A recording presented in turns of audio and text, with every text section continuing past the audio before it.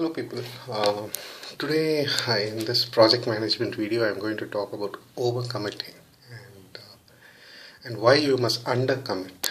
Um, uh, Project management is like a strategy. It is in fact a strategy. You need to manage client expectations against what your team can do, and you need to keep both of them happy.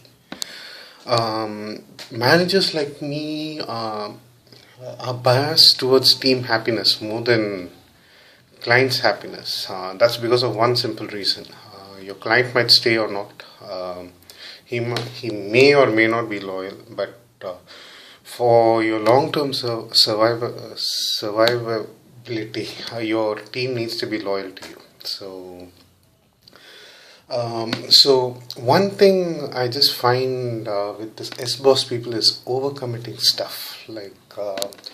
People just commit, like, look, I can do this, I can do that, my team can deliver this within this time, and they do it even without consulting the team. And as I said, like, this is like a strategy. Like, great strategists like Alexander and all those military generals who have won a lot of war, they know about their team, and they know about the armies really well. So that's what made them really great. And Alexander stopped before Nalanda, before, that is like while he was marching across India.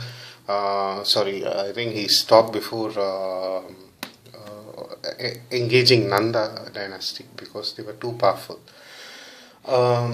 Because he knew, he could feel the pulse of his people. It's very, very important for a project manager to know the pulse of the team and to know what the team can do and what the team cannot do.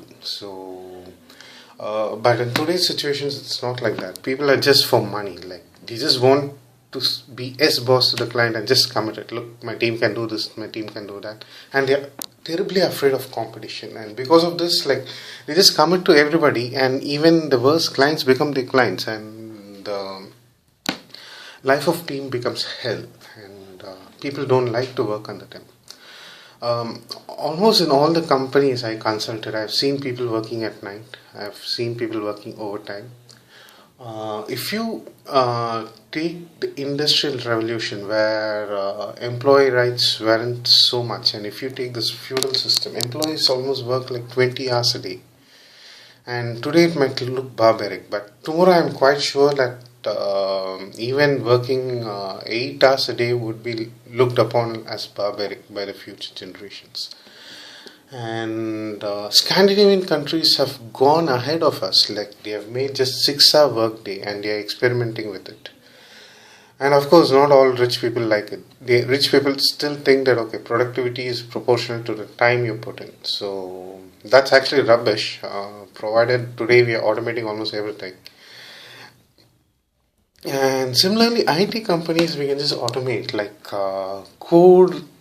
We can write code that writes code, and we can do a lot of abstraction. And there are enough amount of design patterns for us to automate stuff and to reduce the amount of changes that code needs even when the client changes the requirement. A IT manager should know all those stuff, and he must never overcommit to his client. He must promise what is delivered.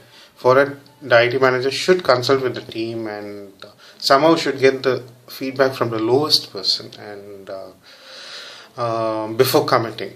And that's a challenge, but as a manager and as an engineer, if you're an engineer, you should know to manage your team. You aren't an MBA. Okay, if you are an MBA guy, yeah, you'll just think about money and nothing else. But you are an engineer, and you must know about your team, and you mustn't behave like Uber, like where you just ignore your drivers and just concentrate on your client. And so that's the thing. So if at all you have overwork, stressed out employees and all those stuff, check whether you've overcommitted. Change your attitude and be more employee friendly rather than client friendly. Think whether you can have this client or not, or move on to some other person. So that's the thing. And have very, very solid software coding practices. And always remember, and the generals in history who were loved upon by the armies and who won more wars knew a lot about their army and knew a lot about their team. And it's the same with software. And Just because you're ignorant, it doesn't mean that your team should suffer, do night work, and have all of a sudden work at the last moment, and so on and so forth. It's failure of the management rather than failure of a team, I would say. So select a proper client. Do not overcommit. Always undercommit. Deliver stuff properly. So that should be the mantra of almost all software managers around the world. And you need to know about software to do this. And you just can't go and study some management course and come and manage a software team and just think that, okay, what you do is right. You need to know software. You need to write code almost every day so that you know the difficulties and you know what the nuances are. So that's the stuff. And never ever overcommit. Always undercommit. So please, it's your mental health of your team is very important. Okay, thanks for watching. Bye.